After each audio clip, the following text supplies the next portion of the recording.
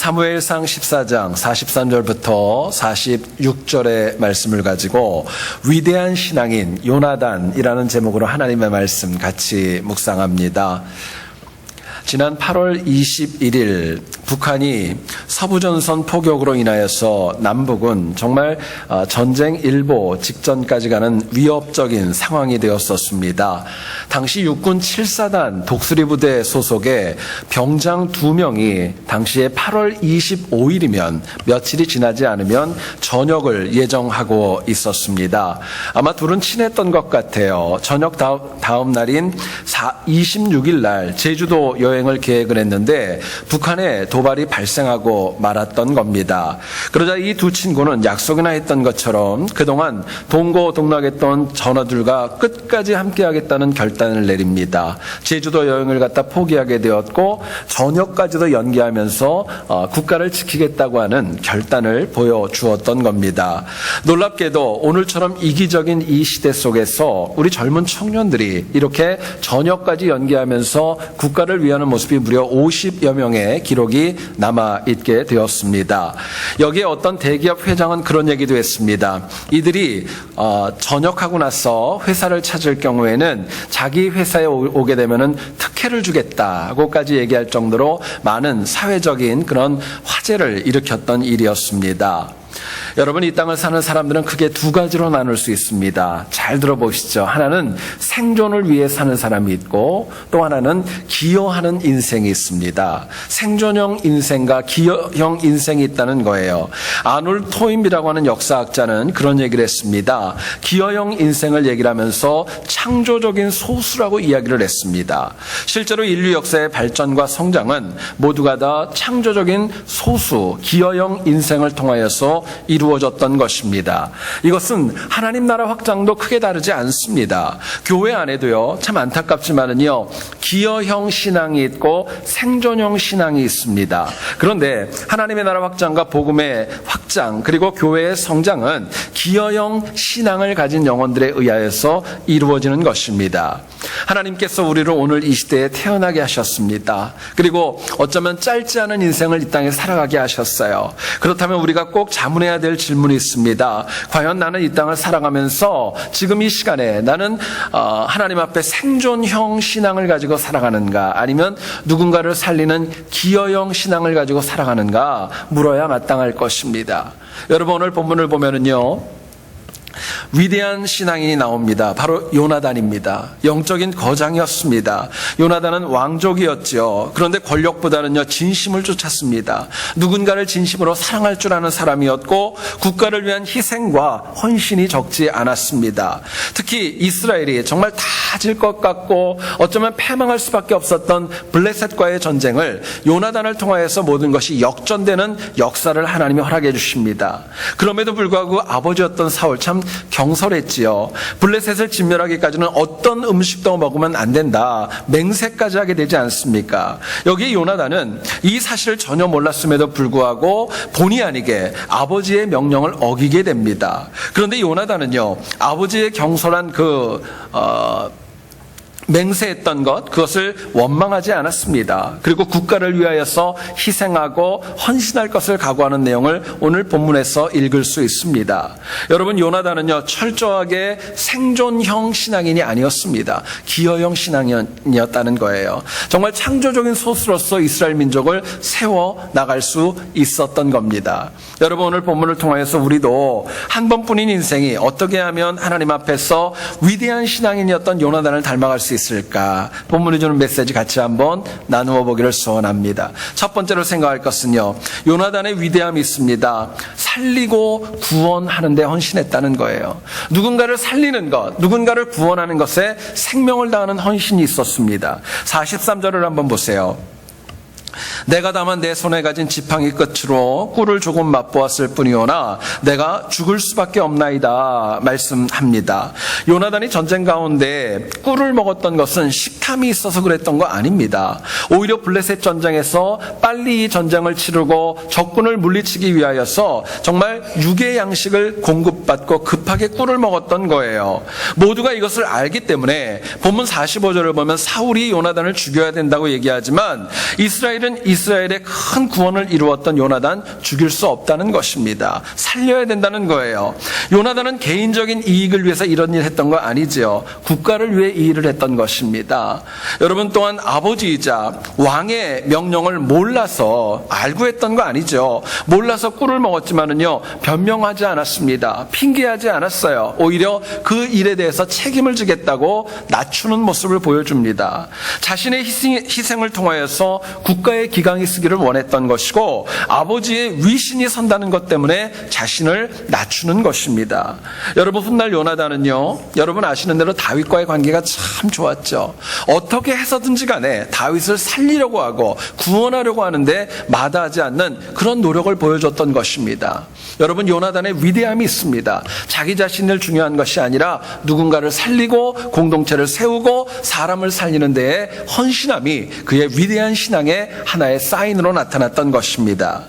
여러분, 신앙인은 이처럼 살리고 세우는 데 헌신하셔야 됩니다. 그것 때문에 예수님 죽으신 거예요. 그러나 그럼에도 불구하고 오늘을 살아가는 신앙인들의 특징은요, 누군가를 살리는 것, 이거 잃어버리고 말았다는 데 있습니다. 지난주 어떤 글을 읽다가 참 재미있어서 소개합니다. 여러분, 오늘날 이 시대는 여성 상위 시대입니다.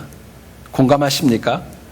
가정마다 남편들의 목소리보다 아내들의 목소리가 훨씬 더 큰 것 같습니다. 그렇기 때문에 최근에 새롭게 이렇게 변형되어진 한자 용어들이 있다고 합니다. 몇 개를 소개하죠. 인명은 제천이라는 말이 있습니다. 사람의 생명은 하늘에 있다고 그러죠. 근데 이게 바뀌었대요. 인명제처라고 합니다. 무슨 말이냐? 남자의 운명은 아내에게 달렸다라는 말이래요. 또 잘 들어보세요. 진인사 대천명 아닙니까? 근데 이것이 진인사 대처명이랍니다. 최선을 다하고 아내의 명령을 기다리는 겁니다. 또 하나 있어요. 처하태평입니다. 천하태평이 아니에요. 아내 아래에 있을 때 천하가 평안하다고 이야기를 하는 것입니다. 하나만 더 하죠. 가화만사성이라는 말이 있지 않습니까? 그런데 처화만사성이라는 말이 있답니다. 이게 무슨 말이냐? 아내와 화목하면 세상 만사가 다 편안하다는 거예요. 우리 남자분들 몇 분 웃는 분들은 공감을 진하게 하시는 것 같은데요. 속으로 아멘 하실 거예요, 아마. 이게 맞는 말이거든요. 그런데 최근에 이처럼 아내에게 헌신하며 사랑하는 남성들이 하루가 다르게 지나가고 있습니다. 증가하고 있어요. 물론 우리가 아내와 가족을 위해서 헌신한다는 거 너무너무 귀한 일입니다. 근데요, 이것보다 더 중요한 게 있어요. 아내와 가정을 위한 헌신도 필요하지만 하나님을 위한 헌신이 필요한 것입니다. 하나님을 위한 헌신은 다른 것 아닙니다. 사람을 살리는 데 헌신하는 거예요. 자, 그렇다면 우리가 구원받고 살리는 삶을 살려면, 요나단처럼 살리는 삶을 살려면 무엇이 필요할까 묻게 됩니다. 본문은 저희들에게 이렇게 얘기를 합니다. 하나님의 말씀에 온전히 순종하는 거예요. 하나님 앞에 말씀에 온전히 순종할 때 사람을 살리고 세울 수 있다고 말씀합니다. 43절을 보세요. 내가 행한 것을 내게 말하라. 요나단이 이르되 내가 다만 내 손에 가진 지팡이 끝으로 꿀을 조금 맛보았을 뿐이오나 내가 죽을 수밖에 없나이다 이야기합니다. 여러분, 사울은요, 요나단이 금식을 명했다는 거, 이거 몰랐다는 거 알았습니다. 모르지 않았어요. 그럼에도 불구하고 꿀을 조금 먹었다는 것 때문에 전쟁의 영웅을 죽어야 마땅하다고 양보하지 않았던 것입니다. 생각해 보세요. 여러분, 요나단 입장에서 얼마나 억울했겠어요. 너무나도 억울하고 이거는 불공평하고 페어하지 않은 그런 처사였습니다. 실제로 누가 목숨을 걸고 블레셋 진영까지 들어가서 승리의 발판을 마련했습니까? 요나단이었죠. 비록 꿀을 먹었지만 이것도 일부러 아버지의 명을 어기려고 먹었던 것도 아니라 모르고 듣지 않은 상황에서 먹었던 겁니다. 누가 보아도 요나단이 가장 큰 전쟁의 영웅이었지만은요, 요나단은요, 참 놀랍게도 자기의 그 의견과 자기 뜻을 주장하고 관철하려고 하지 않았습니다. 오히려 아버지 사울의 명령이 좀 불합리하고 나하고 달라도 억울해도 아버지의 명령이기 때문에 죽음으로 명령에 순종하는 모습을 보여줬던 것입니다. 여러분, 물론 우리가 믿는 하나님께서는요, 사울처럼 그렇게 경솔하고 가벼운 명령을 내리시는 분은 분명히 아닙니다. 말도 안 되고 비논리적인 것을 가지고 우리에게 책임을 전가시키는 그런 분도 아닙니다. 그러나 우리는 요나단의 무조건적인 순종과 복종의 태도를 통해서 우리가 깊이 배우고 도전받아야 한다고 저희들에게 말씀합니다. 여러분, 무조건적인 순종이란 말이 있습니다. 이거는 하나님에게만 해당되는 것입니다. 우리가 하나님 앞에 무조건적으로 순종하는 이유가 있다면 하나님의 말씀이 선하기 때문입니다. 하나님의 말씀만이 온전하기 때문입니다. 하나님의 말씀만이 내가 생각하는 무엇보다도 가장 옳기 때문에 인정하는 것입니다. 여러분, 무조건 순종하는 것은 모든 것을 명하시는 하나님 앞에 온전히 의탁드리겠다고 하는 결단이 있는 것입니다. 결국 순종은요, 여러분 가만히 생각해 보세요. 어정쩡한 것은 순종 아닙니다. 안 하는 게 낫습니다. 순종은요, 온전하셔야 돼요. 무조건적이어야 됩니다. 하나님께서는 무조건적으로 순종하는 영혼을 절대로 외면하지 아니하시고 그 영혼을 기여하는 인생, 또 창조적인 소스로 사용하시는 겁니다. 아브라함에게 하나님께서 이삭을 번제로 드리라고 명령하셨습니다. 우리는 그 이야기를 너무너무 잘 압니다. 너무 잘 알고 있고 많이 들었어요. 그럼에도 불구하고 아브라함을 칭송하지만은요, 실제로 이 명령대로 따라갈 신앙에는 거의 없습니다. 왜냐하면 너무나도 불가능하고 쉽지 않은 명령을 하나님이 하셨기 때문에 그래요. 그럼에도 불구하고 아브라함은요, 독자를 드리라는 그 명령에 그대로 무조건 순종해 나갔습니다. 하나님께서는 그런 아브라함에게 복을 주셨죠. 메시아의 조상이 되는 복을 주셨던 겁니다. 여러분, 생각해 보면은요, 하나님께서 아브라함에게 먼저 얘기하지 않았어요. 네가 이 명령을 지키면 내가 너를 메시아의 조상으로 삼아줄게. 이 명령하지 않았습니다. 그거 안 듣고도 무조건 하나님 말씀에 순종했던 겁니다. 여러분, 순종은요, 어떤 결과를 알고 순종하는 것, 그거는 하나님 기뻐하는 순종 아닙니다. 그러나 상급과 열매를 몰라도, 그 결과를 몰라도 하나님이 역사하시고 하나님이 말씀하셨기 때문에 따르는 것, 그게 무조건적인 순종입니다. 그게 사람을 살릴 수 있다는 거예요. 여러분, 현대 신앙인들이 가지고 있는 문제가 있습니다. 하나님하고 딜하려고 합니다. 내가 이거 할 테니까, 내가 여기까지는 이거 하려고 할 테니까 하나님 그 다음에 복을 좀 주십시오. 그렇게 이야기합니다. 여러분, 근데 하나님께서는요, 하나님께 거래하는 그런 영혼이 아니라 무조건 순종하는 영혼을 통해서 역사하신다는 것, 마음에 새길 수 있기를 소원합니다. 아프리카에서 실제로 있었던 일이래요. 어떤 선교사님께서 마당 뒷뜰에서 뛰놀고 있는 아들한테 갑자기 큰 소리를 쳤습니다. 얘야, 어서 땅에 바짝 엎드려라. 땅에 엎드리라는 거예요. 아이가 아빠의 말을 듣고 전혀 주저하지 않고 바로 땅에 엎드렸습니다. 아버지가 또 얘기를 했습니다. 살살 기어가지고 아빠 앞으로 오라고. 아이가 포복하듯이 해가지고 아버지에게로 다가왔습니다. 아버지가 또 얘기를 합니다. 이제는 벌떡 일어나서 아빠에게 달려오라고. 아이가 그 말대로 순종을 그대로 했습니다. 그리고 아버지 품에 안겨서 보니까 아이가 놀던 그 위에 큰 나무 위에 보니까 거대한 독사가 있었던 거예요. 그걸 아버지가 봤던 겁니다. 여러분, 얼마나 아찔한 순간이겠어요. 그런데 만약에 아이가 아버지에게 왜 나를 부르냐고 짜증을 부렸다면 여러분 어떻게 되었을까요? 만약에 아이가 지금 내가 너무 재미있게 놀고 있는데 지금 안 가고 조금 있다 가겠다고 만약에 고집을 부렸다면 그 영혼이 어떻게 되었을까요? 예레미야 7장 23절 하나님 말씀하십니다. 너희는 내 목소리를 들으라. 그리하면 나는 너희 하나님이 되겠고 너희는 내 백성이 되리라. 너희는 나의 명한 모든 길로 행하라. 그리하면 복을 받으리라. 하나님 말씀하십니다. 여러분, 순종은요, 하나님을 의지하는 만큼 하는 것입니다. 하나님 말씀을 믿는 만큼 하는 거예요. 하나님을 사랑하는 만큼 무조건 순종할 수 있는 것입니다. 여러분, 요나단은 사울을 존경하고 사랑했습니다. 그렇기 때문에 어쩌면 억울하고 말도 안 되는 것 따질 수 있었음에도 불구하고 생명을 걸고 그 말에 순종을 했던 거예요.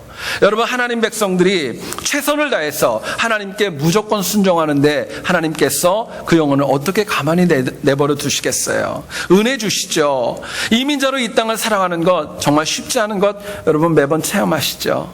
난관도 적지 않고 어려움도 있고 때로는 차별도 느껴지고 때로는 눈물 나는 그런 억울한 거, 누구에게 말 못할 아픔이 있다는 거 모르지 않습니다. 그러나 그럼에도 불구하고 우리가 이 패역한 세상 가운데 위대한 신앙인으로 창조적인 소스로 기여하는 인생으로 살아갈 수 있는 비결이 있습니다. 바로 요나단과 같이 하나님 말씀하시면 무조건 순종하는 것입니다. 무조건 순종하는 거예요. 우리 하나님께서는요, 우리가 예배드리는 것 너무 기뻐하십니다. 봉사하는 것도 기뻐하십니다. 그러나 우리가 얼마나 어떻게 얼마나 온전하게 순종하는가, 이거 하나님이 기쁨으로 보십니다. 성령께서 우리에게 날마다 가르쳐 주시고 바른 길로 인도하시며 순종하라고 말씀하십니다. 여러분, 결국 가만히 한번 생각해 보세요. 우리가 말씀에 순종하지 못하는 이유가 뭐라고 생각하십니까? 가장 큰 이유는요, 순종할 수 없는 거 아닙니다. 순종하려는 마음이 없는 것입니다. 아직 믿음이 없는 거예요. 저는 여러분들이 항상 하나님께 무조건 순종함으로 인하여서 요나단처럼 위대한 인생과 승리가 있기를 주님의 이름으로 축원드립니다. 두 번째로 생각할 것은요, 요나단의 위대함은요, 모두에게 존경을 받았다는 거예요. 모든 영혼에게 존경받는 그런 삶을 살았기에 그 영혼이 위대하다, 저희들에게 말씀합니다. 지난주에 묵상을 했었던 사무엘상 14장 39절 말씀을 보면 이렇게 얘기를 합니다. 내 아들 요나단에게 있다 할지라도 반드시 죽으리라 하되 모든 백성 중 한 사람도 대답하지 아니하매 말씀합니다. 사울은요, 먹지 말라는 것 어긴 사람 있으면 죽을 거라고 얘기를 했어요. 요나단이라도 죽을 거라고 얘기했을 때 여러분, 이스라엘 백성들은요 거기에 응답하지 않았습니다. 대답하지 않았던 거예요. 은연중에 거부했던 것입니다. 백성들이 그렇다고 사울을 무시했던 거 아니죠. 블레셋과의 전쟁에서 배가 너무너무 고파가지고 30km나 전쟁을 하면 쫓아가도요 먹지 말라고 그랬는데 안 먹었어요. 이스라엘 백성들이 순종하지 않는 백성이 아니었습니다. 그럼에도 불구하고 사울이 요나단을 벌하겠다고 했을 때는요 그 명령 따르지 않았던 것입니다. 순종하지 않았던 거예요. 이스라엘은 요나단을 죽이라는 사울의 명령에 45절을 한번 보세요. 45절에 이렇게 얘기를 합니다.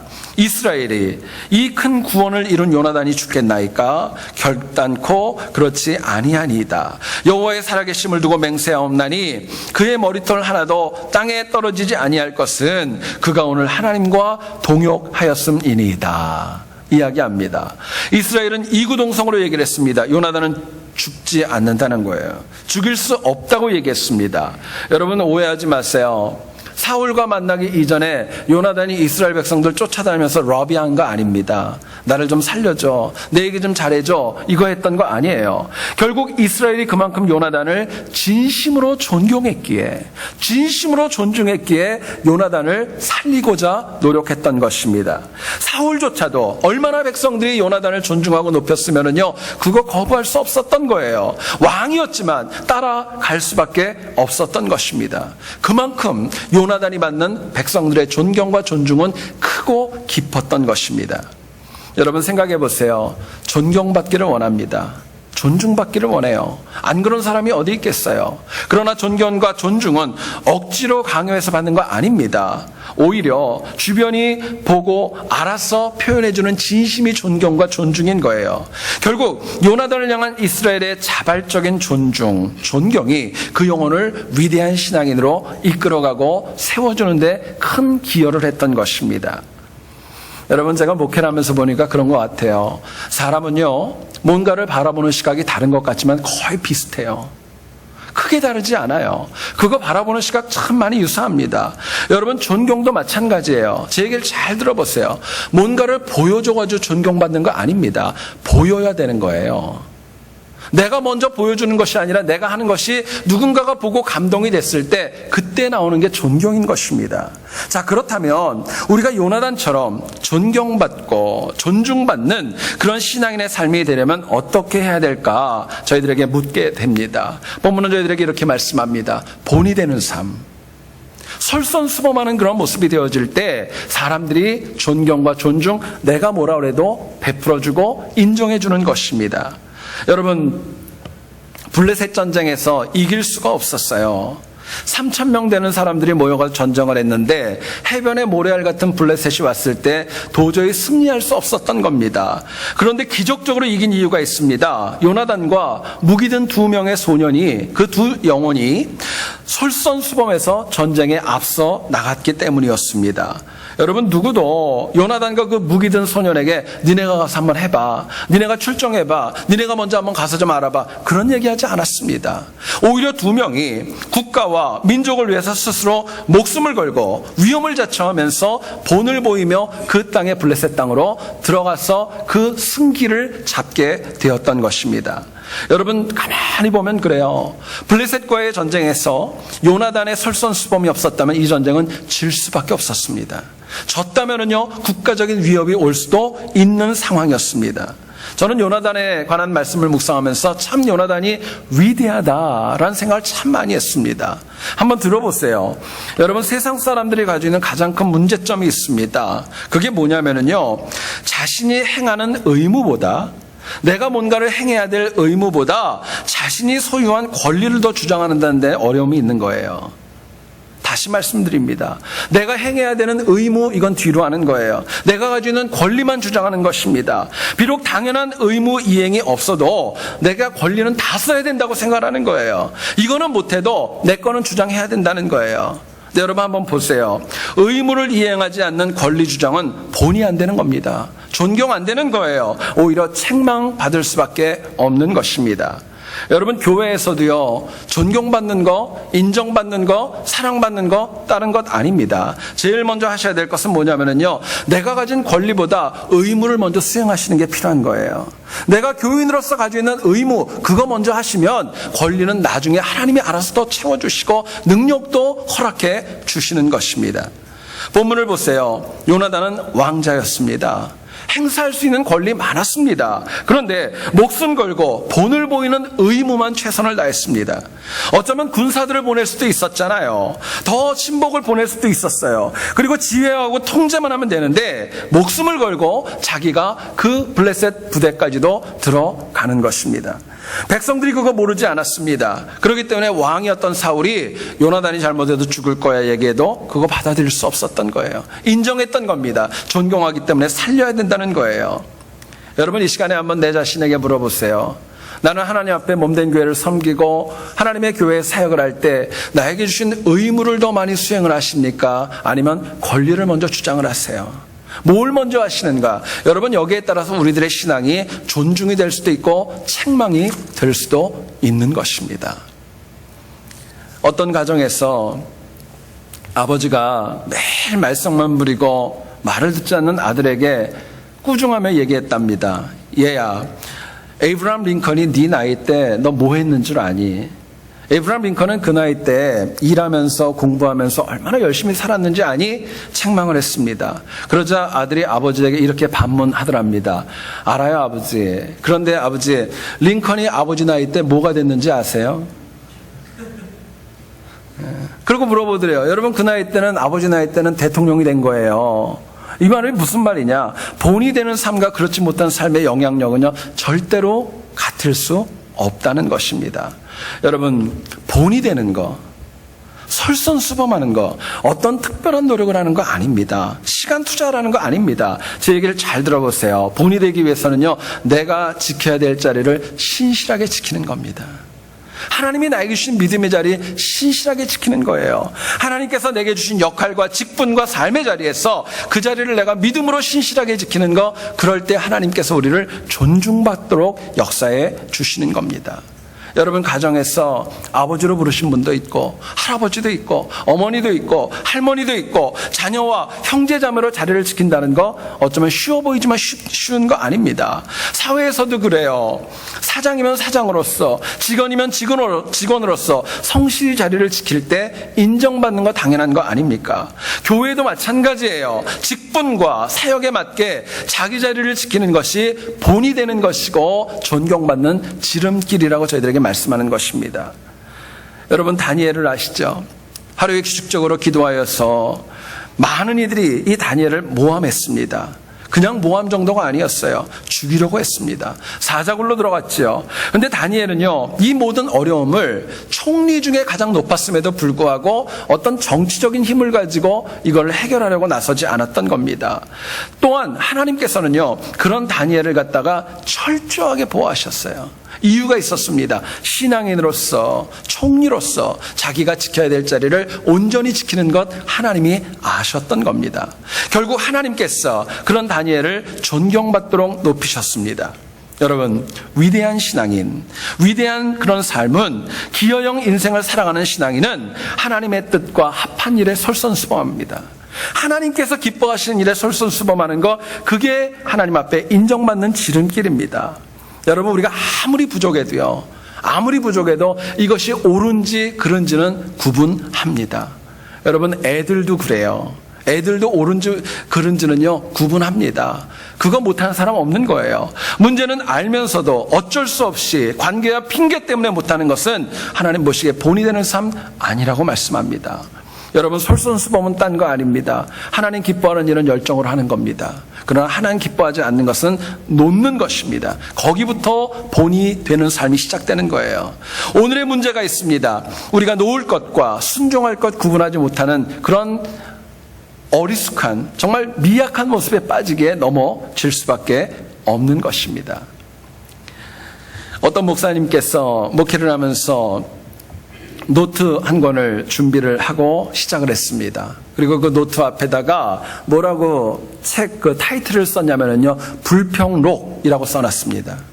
불평록이라는 건 뭐냐면은 누군가가 불평을 하면 그거 다 적어놓겠다는 거예요. 교인들이 가끔가다 목사님을 찾아옵니다. 그리고 누구누구를 비판하는 거예요. 나 저 사람 때문에 힘들다고, 이것 때문에 어렵다고, 교회가 이래서는 안 될 것 같다고. 그리고 그렇게 비판할 때마다 목사님께서 꼭 그 교인에게 그렇게 말씀하셨답니다. 여기 불평록이 있는데 제가 말씀하시는 그대로 다 적겠습니다. 그리고 펜을 들고 노트를 피는 거예요. 그리고 그렇게 얘기를 합니다. 그리고 지금 말씀하시는 그 교인, 문제가 된 교인을 내가 찾아가서 말씀하신 내용을 전달하고 꼭 교정하도록 책망까지 하겠습니다. 이야기를 다 해요. 다 들어주는 거죠. 그리고 마지막에 딱 한마디를 한다고 합니다. 지금 오신 분의 이름과 서명을 꼭 저한테 해 주십시오. 노트에다 적겠다는 거예요. 그리고 그 얘기를 딱 하면은요, 대부분의 교인들이 얘기한답니다. 아니, 꼭 그렇게 기록할 정도의 일은 아니고, 사인할 만큼 중요한 일 아니니까 나중에 다시 오겠다 그러고 다 돌아간다는 거예요. 40년을 목회를 했는데요, 불평록이 한 줄도 채워지지 않았다는 이야기입니다. 여러분, 많은 분들이 그래요. 불평은 쉽게 하지만 그 불평에 대한 책임을 지지 않는다는 거, 그거 얘기하는 것입니다. 여러분, 우리가 내가 하는 것이 옳은지 그른지 항상 생각하셔야 돼요. 이게 하나님 기뻐하는가 아닌가 생각하셔야 돼요. 만일 생각 없이 이리저리 흔들리다가 남의 얘기만 듣고 왔다 갔다 하는 건 내 인생 아닙니다. 하나님 기뻐하는 거 아니에요. 내가 속한 공동체에서 본이 되고 설선수범하는 거 물론 어려운 일입니다. 쉽지 않아요. 여러분, 설선수범은 저는 그렇게 생각을 합니다. 내 의지로 할 수 있는 거 아닙니다. 열정이 된다고 되는 거 아닙니다. 물질이 있다고, 또 체력이 있다고, 건강이 있다고, 그거 아니에요. 설선수범하는 거는요, 하나님의 은혜가 있어야 돼요. 하나님을 인격적으로 만난 은혜가 있어야 하나님 앞에 본이 되고 헌신하고, 더 나아가서는요, 공동체의 선을 위해 일할 수 있는 것입니다. 여러분, 그렇기 때문에 하나님께서 나의 솔선수범을 보시고 하나님의 방법대로, 하나님의 시간에 하나님의 사람들을 붙이셔서 은혜와 능력 공급하시는 거예요. 저는 여러분들이 항상 권리보다는 의무를 이행하는 솔선수범의 삶이 되기를 축원합니다. 이게 필요한 거예요. 그래서 훗날 하나님 앞에 섰을 때 한 명도 빠지지 않고 요나단과 같이 인정받고 승리하는 우리 모두 될 수 있기를 다시 한번 주의 이름으로 축원드립니다.